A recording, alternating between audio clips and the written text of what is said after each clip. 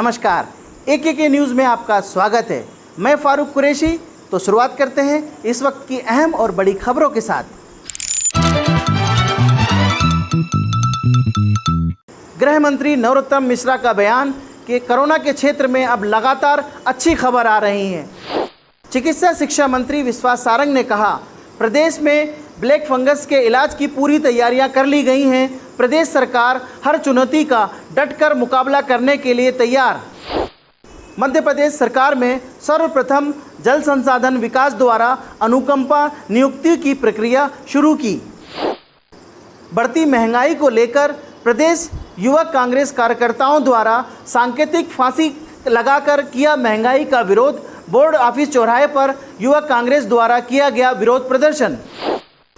शिवसेना सांसद संजय राउत के पीएम मोदी की तारीफ करने के बयान पर खुश होते हुए भाजपा ने कहा कि सांझ को आज क्या, सत्य परेशान हो सकता है पर पराजित नहीं। इंदौर कांग्रेस में केंद्र सरकार द्वारा बढ़ते डीजल पेट्रोल तेल के दामों के खिलाफ प्रदर्शन करने की होड़ मची। खबरें अब विस्तार से। गृह मंत्री नरोत्तम मिश्रा का बयान कि कोरोना के क्षेत्र में अब लगातार अच्छी खबर आ रही है। गृह मंत्री नरोत्तम मिश्रा ने कहा, लगातार कोरोना के क्षेत्र में अब अच्छी खबरें आ रही हैं। आज 393 नए केस आए, वहीं ठीक होकर जाने वाले 1240 हैं। रिकवरी रेट 98.2 हो चुका है। कोरोना की तीसरी लहर को लेकर प्रदेश सरकार पूरी तैयारी में लगी हुई है।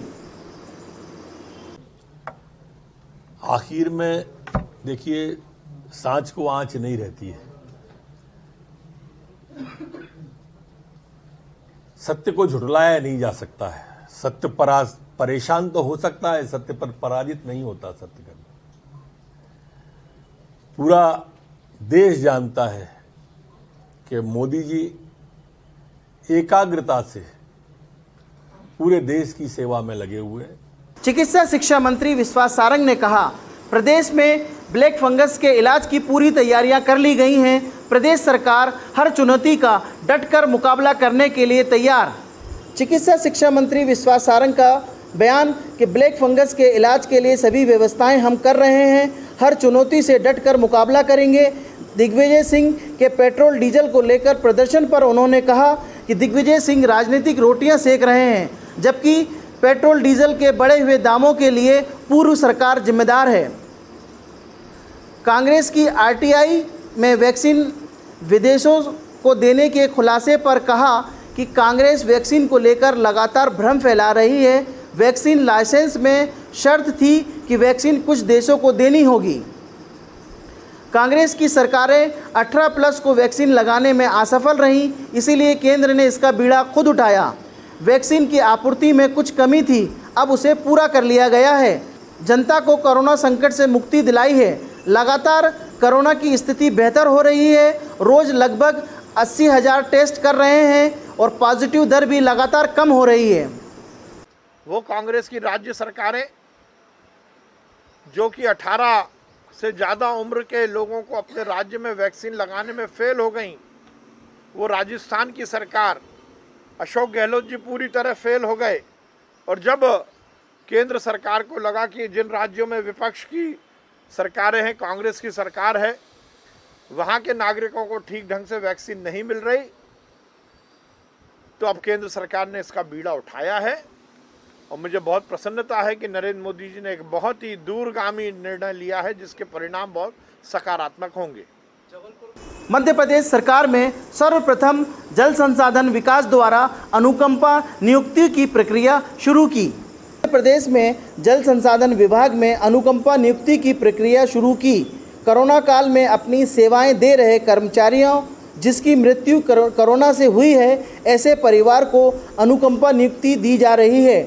आपको बता दें कि जल संसाधन विकास मंत्रालय मंत्री तुलसी सिलावट कोरोना मृतक कर्मचारी के घर जाकर उनके पुत्र को अनुकंपा नियुक्ति का पत्र सौंपा। मीडिया से मुखातिब होते हुए मंत्री तुलसी सिलावट ने कहा कि हमने सबसे पहले प्रदेश में अनुकंपा नियुक्ति की प्रक्रिया शुरू की है।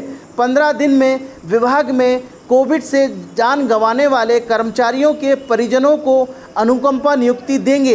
अभी विभाग की तरफ से 86 मृतक कर्मचारियों की सूची बनाई है। मृतक कर्मचारियों के पुत्र का कहना है कि उसके पिताजी जल संसाधन विकास में चपरासी की नौकरी करते थे, जिनकी मृत्यु कोरोना की वजह से हो गई। आज मंत्री जी ने मेरी योग्यता के हिसाब से जल संसाधन विभाग में मुझे क्लर्क के पद पर अनुकंपा नियुक्ति पत्र दिया है। लोगों को मिल जाएगा। अति शीघ्र, जल्दी से जल्दी। 3 बेतवा लिंक के लिए आपने काफी प्रयास किया है, वो उस प्रयास कर भी रहा हूँ। ये बुंदेलखंड का एक सपना है। ये बुंदेलखंड के लिए विकास और प्रगति की नींव है, जो हमेशा पानी के अभाव में सूखा घोषित होता था। एक नया बुंदेलखंड अभी आपको देखने को मिलेगा। और उनकी जो एक कोरोना से 23 अप्रैल को मृत्यु हो गई थी। फिर उसके बाद सर ने मुझे एलडीसी का पद ऑफर किया है। किस पद से? लोअर डिवीजन क्लर्क बनाया है। पापा की जॉब तो चौकीदार थी, 4th श्रेणी कर्मचारी थे, लेकिन सर बोल रहे थे कि आप बीए पास हो तो हम आपको एलडीसी बना रहे, क्लर्क बना रहे 3rd क्लास। तो मंत्री जी आए तो बढ़ती महंगाई को लेकर प्रदेश युवक कांग्रेस कार्यकर्ताओं द्वारा सांकेतिक फांसी लगाकर किया महंगाई का विरोध। बोर्ड ऑफिस चौराहे पर युवक कांग्रेस द्वारा किया गया विरोध प्रदर्शन। बढ़ती महंगाई को लेकर युवक कांग्रेस ने किया बोर्ड ऑफिस चौराहे पर विरोध प्रदर्शन। युवक कांग्रेस कार्यकर्ताओं ने सांकेतिक फांसी लगाकर किया प्रदर्शन। युवक कांग्रेस प्रदेश अध्यक्ष विक्रांत भूरिया, जिला अध्यक्ष नरेंद्र यादव सहित कई युवा कार्यकर्ता प्रदर्शन में रहे मौजूद। मोदी सरकार के खिलाफ जमकर की नारेबाजी। मौके पर पुलिस बल तैनात रही। पुलिस ने दी कोरोना प्रोटोकॉल उल्लंघन करने वालों को चेतावनी और अंततः कोरोना प्रोटोकॉल का उल्लंघन करने वाले कांग्रेस कार्यकर्ताओं को पुलिस ने गिरफ्तार किया। जी, आज यहाँ भोपाल युवा कांग्रेस के सभी साथी, तमाम साथी बोर्ड ऑफिस चौराहे पे इकट्ठा होकर हम लोग प्रदर्शन कर रहे हैं।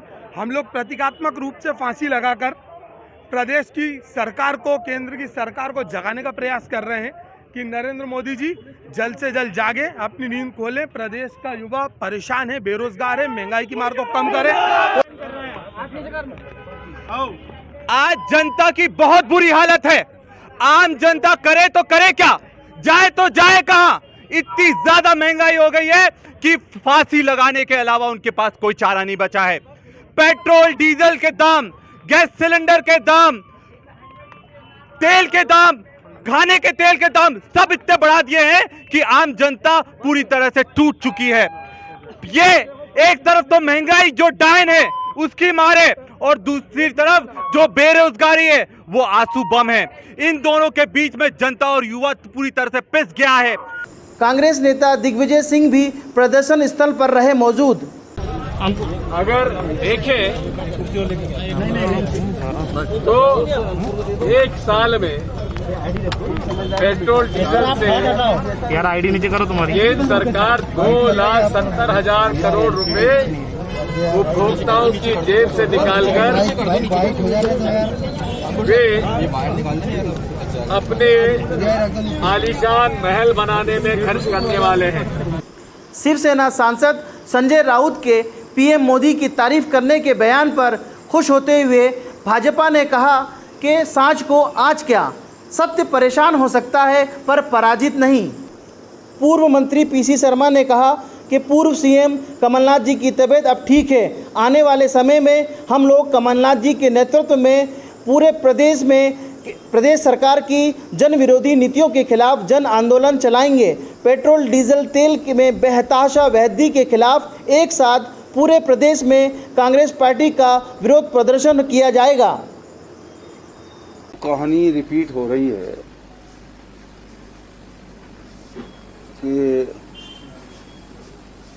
वन प्राणियों ने तय किया कि भैया अध्यक्ष अब शेर नहीं रहेगा, दूसरा बंदर बन गया और इतने में आ गया शेर,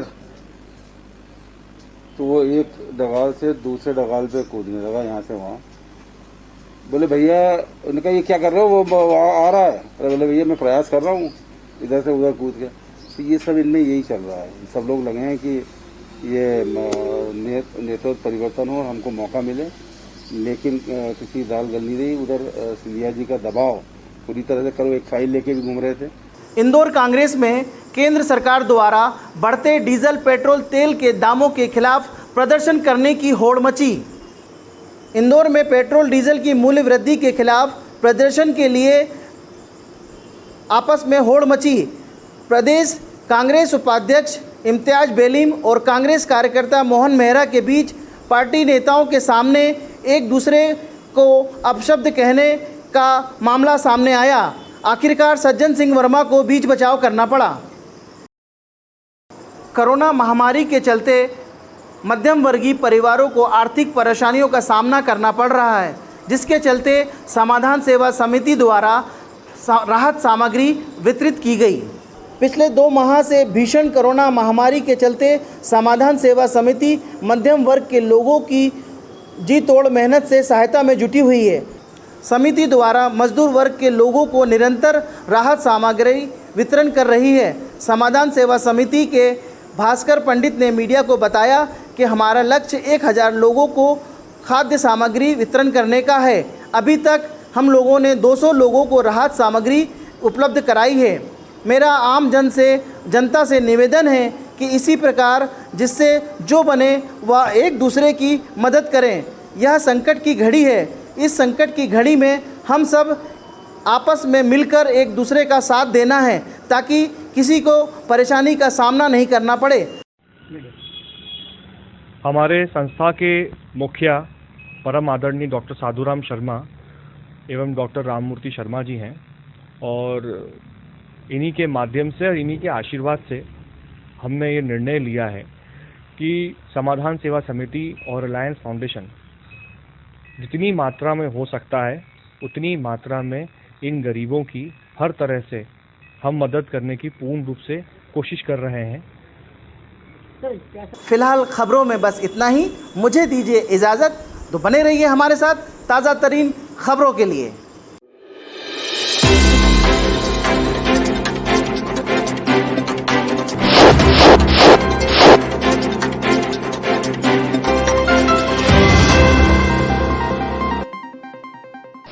नमस्कार, आप देख रहे हैं AKK न्यूज़। खबरों की दुनिया से 24 घंटे 7 दिन हम कराते हैं आपको खबरदार। हर छोटी बड़ी खबर पर होगी पैनी नज़र, जिसका सीधा सरोकार आपसे। गली नुक्कड़ चौराहे से, कस्बे से, शहर से, सूबे तक आपके हक की बात। खबरों को तलाशने और तराशने के बाद न्यूज रूम से सीधे आप तक, और अपने अनुभव के साथ बेबाक अंदाज में सटीक खबर सही हाथों में। सही खबर दिखाना हक है हमारा।